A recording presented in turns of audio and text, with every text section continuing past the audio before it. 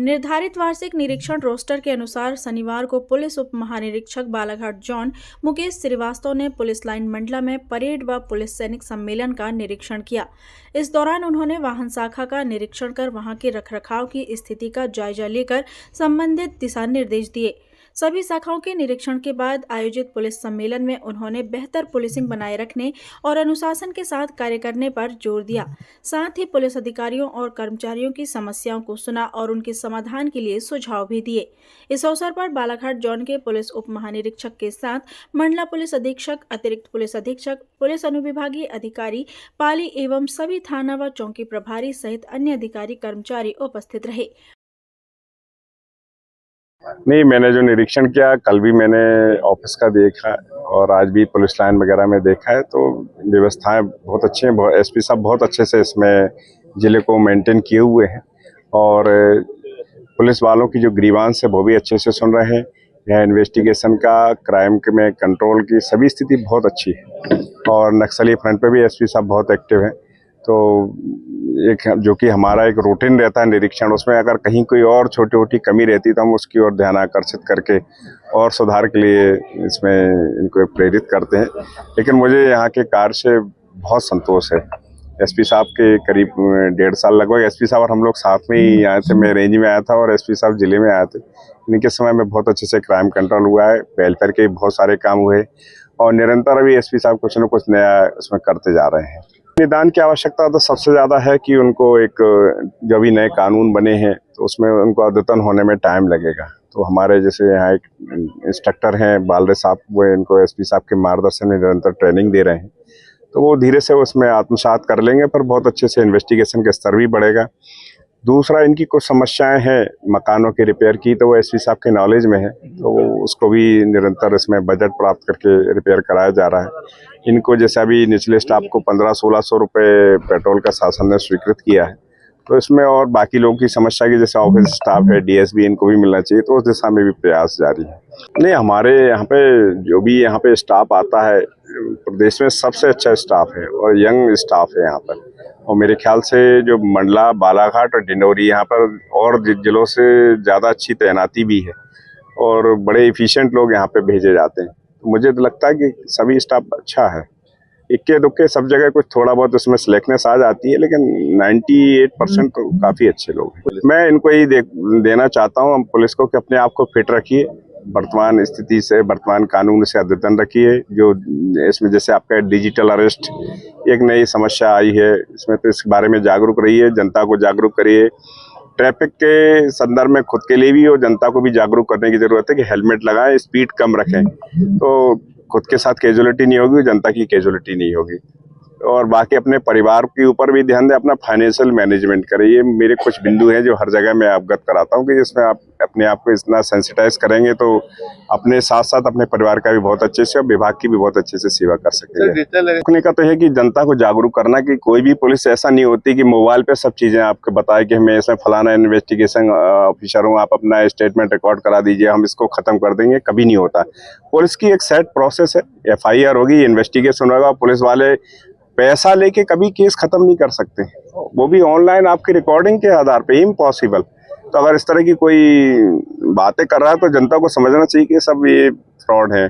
जैसे आपका OTP है, जैसे आपका मोबाइल में आधार कार्ड ब्लॉक हो गया, अकाउंट नंबर ब्लॉक हो गया, आपका इलेक्ट्रिक कनेक्शन ब्लॉक हो गया, उसमें मैसेज भेजते हैं कि आपका इसमें OTP आ रहा है, इसको आप शेयर करिए, आप अपना वो डालिए, तब हम आपका रिज्यूम करेंगे। ये सब फालतू की चीज़ें, ये झारखंड और आसपास के जो ठग लोग इस तरह की बातें करते हैं, तो जनता को जागरूक होना पड़ेगा। हम लोग, हमारा विभाग है सब बहुत ज़्यादा इसमें प्रयास कर रहा है।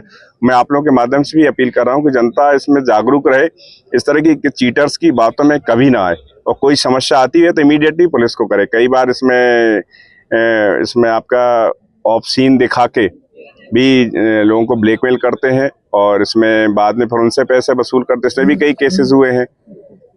वो उन सब चीज़ों से हमें बचना चाहिए। फ्रॉडस्टर तो कुछ भी कर सकते हैं, तो उस सब चीज़ों से जनता को आपके माध्यम से मैं अपील करना चाहता हूँ, जागरूक रहना चाहिए। कोई भी समस्या है तो पुलिस को सीधी बताए वो।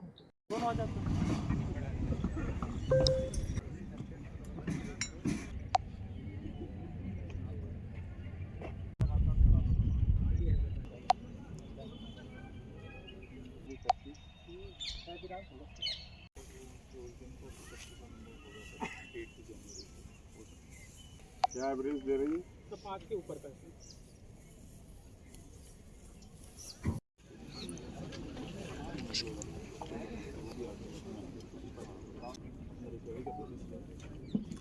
डॉक्यूमेंट साइन करवाएं।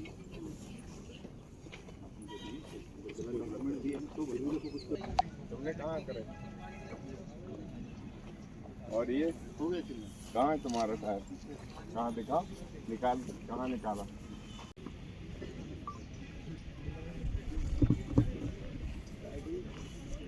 करो जल्दी साफ।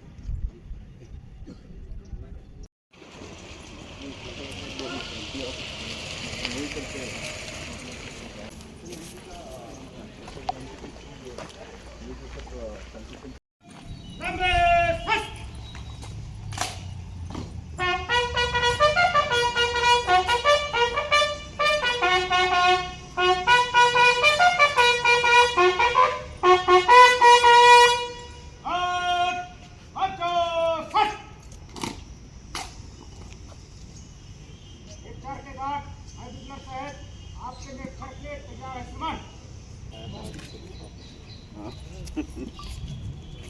क्या रोटेशन कब कर देते हो इनका?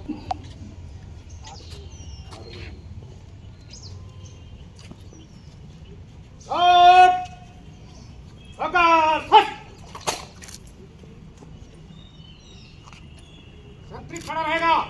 स्वास्थ्य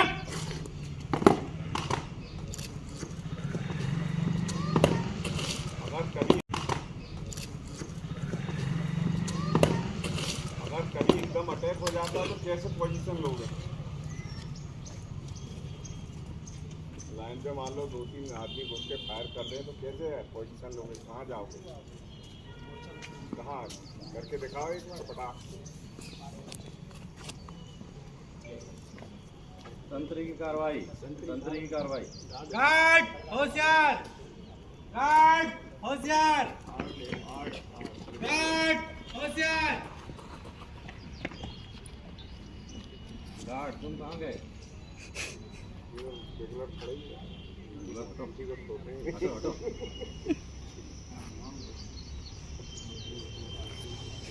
हम कौन आ रहा? हम कौन आ रहा?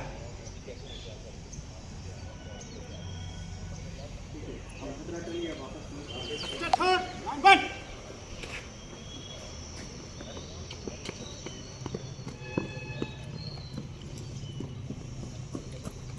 सबके मोर्चे आइडेंटिफाइड है।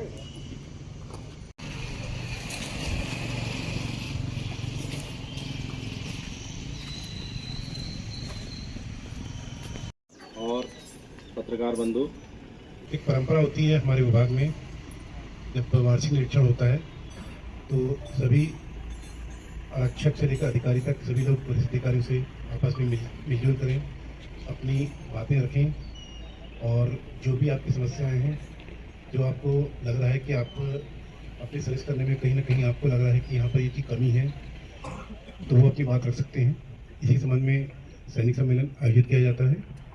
ये पुरानी परंपरा है और लगातार इसमें काफ़ी अच्छे इसके परिणाम भी मिलते हैं, क्योंकि तत्काल इसमें त्वरित निर्णय होता है।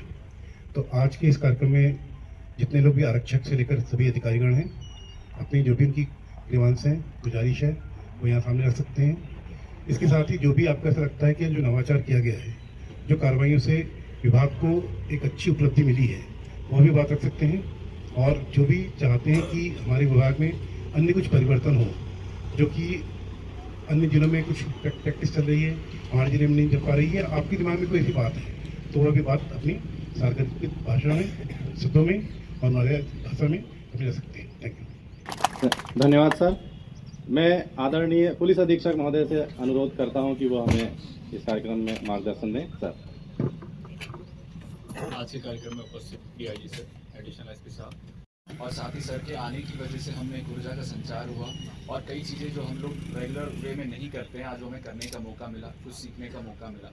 तो आज आप लोगों से यही उम्मीद है कि आप अपने जो भी समस्याएं हैं आप लोग हमारे से लगातार शेयर करते हैं, लेकिन ऐसी कुछ समस्याएं हो सकती है जो आमतौर पर शायद साझा न कर पाए हों, तो वो अच्छे से कीजिए, क्योंकि आज डीआईजी सर के निर्देशन में हम लोग उन चीज़ों को ज़्यादा बेहतर तरीके से और ज़्यादा जल्दी आपका समाधान निकाल सकेंगे। धन्यवाद। सैनिक सम्मेलन में मार्गदर्शित करें। हेलो। सर जो मकान किराया है सर, तो 6 पे के हिसाब से 5% या 10% मिलता है, तो बहुत कम है। इसको 7 पे के हिसाब से स्थानांतरण वगैरह हो गए कर्मचारी अधिकारियों के, तो वो वहीं पे निवास कर रहे हैं, और जो अपने पदस्थ हैं वर्तमान में, वो सर किराए के मकान में और आना जाना कर रहे हैं। इस तरह की समस्या। नियमानुसार अगर देखा, लेकिन प्रैक्टिकली बीच में एक सर्वे करवाया गया था और एसडीओपीज ने रिपोर्ट भी दी थी कि उनके थाना क्षेत्रों में कौन कौन बाहर के हैं, तो उसमें जितना संभव हो पाया है वही हटा पाए हैं। हर बार 100% कर पाए, क्योंकि हो सकता है कि किसी और का परिवार कहीं और रहता हो। कई बार लोग स्कूल में जैसे नैनपुर में भर्ती कर दिया, बमनी में परिवर्तन हो गया, तो टेक्निकली वो लोगों को परिवर्तन करना आवश्यक नहीं है, लेकिन प्रैक्टिकली अगर एक बार और रिव्यू कर लेंगे आ रहे साहब, रिव्यू कर लेंगे। एसडीओपी साहब लोगों ने सबने रिपोर्ट आपको पहले ही दे दी है। एक ही थाने सबसे पहले बमनी से शुरुआत करना, जिसने बोला है उनके थाने में एक बार चेक कर लो कि कितने लोग इनके हैं, कितने बाहर के हैं। एक प्रोपोर्शन बना लें, या तो 50% से ज़्यादा बाहर के रहेंगे, ऐसा कुछ एक सिस्टम बनाना पड़ेगा, क्योंकि टेक्निकली तो उनको हटाना संभव नहीं है। एसपी साहब ने बीच में करवाई भी थे। मैं एसपी साहब से रिक्वेस्ट करूंगा कि एक ऐसा प्रोसेस बना दें, हर 6 महीने में पूरे जिले भर का एक प्रोसेस बना दें कि सबका हेल्थ चेकअप हो जाए। इनका एक हेल्थ कार्ड भी आरआई साहब इसको बनवा ले, तो उसमें निरंतर 6-6 महीने में अगर किसी को कोई समस्या है तो आपका PHPS स्कीम में, मुझे एसपी साहब ने बताया है कि सभी अधिकारी कर्मचारीगण इसमें इनरोल्ड हैं। तो आपको अगर कोई समस्या रहती है, आपके परिवारजनों को भी, आपको भी, तो आप निसंकोच उसमें उसका लाभ उठाइए। सरकार ने इसीलिए बनाया कि आप इसका अधिकतम लाभ उठा सकें। तो और दूसरा, अपने लिए भी कुछ समय निकालिए, थोड़ा पैदल चलिए, रनिंग करिए। जो लोग फिट आदमी है वो दौड़ सकते हैं। हमारे अजीत सर तो निरंतर ज़बरदस्त रनिंग करते हैं, उनके बराबर तो कोई नहीं, उनकी एज में 50 के आसपास है, लेकिन ज़बरदस्त स्टेमिना है। और आपका जैसे मकान भत्ता मेरे हिसाब से सबका बढ़ना चाहिए।